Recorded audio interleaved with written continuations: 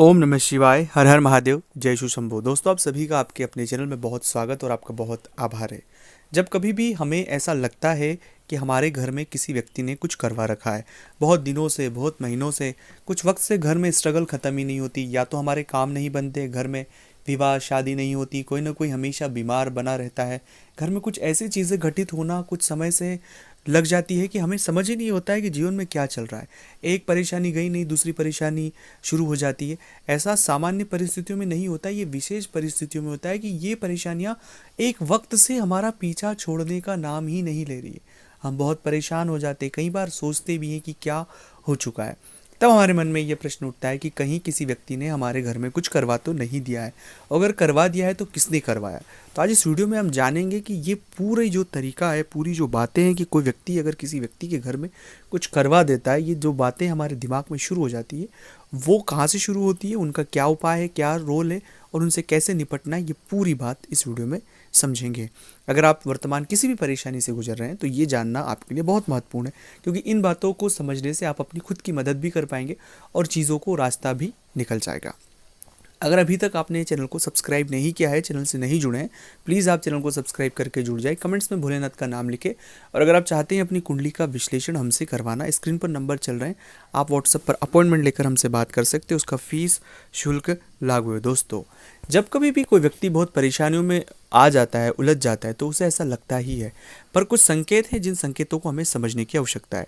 जैसे कि अगर हम घर में जाते ही हमारा मन नहीं लगना, हमारा जब मन नहीं लगना शुरू हो जाए, घर में जाते से हमें बहुत ही ऐसा उचावटन सा लगे कि घर से कहीं बाहर जाए, बाहर रहते तो बहुत अच्छा लगता है लेकिन घर में आने के बाद हमें बहुत नेगेटिव फील होता है। दूसरा ऐसा कि हमें एक बदबू हमारे इर्द गिर्द महसूस होती है, ऐसी बदबू जो हमने कभी महसूस नहीं की हो, उस तरह की बदबू आना।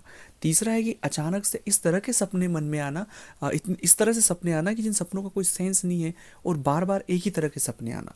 चौथा ये होता है कि हम एक अज्ञात डर से अपने इर्द गिर्द ऐसा अज्ञात डर कि ऐसा हो जाएगा, ये हो जाएगा, एक इतनी नकारात्मकता हमारे इर्द गिर्द हो जाती है कि जिससे हम चाह कर भी बाहर नहीं निकल पाते। और अगली चीज़ ये भी होती है कि बार बार व्यक्तियों को आर्थिक हानि होती ही रहती है, जो भी पैसे हैं वो नुकसान हो रहे हैं, तमाम प्रकार से वो एक नेगेटिविटी की ओर घिर रहा है। ऐसी किसी भी परिस्थिति में अगर व्यक्ति बार बार फंस रहा है तो कुछ बातें जिन्हें समझ लेना आवश्यक है। ऐसी परिस्थिति जब कभी भी किसी जातक के साथ होती है तो वो शनि और राहु की वजह से होती है। किसी भी व्यक्ति ने आपके घर में कुछ भी नहीं करवा के रखा है, आप राहु और शनि के फेर में आ चुके हैं, खासकर राहु के फेर में आ चुके हैं, उस वजह से इतनी तकलीफ और परेशानियां आपके साथ हो रही है। तो इससे जो बचने के उपाय है वो भी मैं आपको इस वीडियो में बताऊंगा। परेशानी तो आपको पता लगी गई है कि क्या परेशानी, लेकिन हल क्या है। हल के स्वरूप में कुछ चीज़ें हैं जिन्हें आपको बहुत बहुत ध्यान रखना चाहिए। सबसे पहला हल है कि अपने घर में नियमित आप बजरंग बाण का पाठ करें।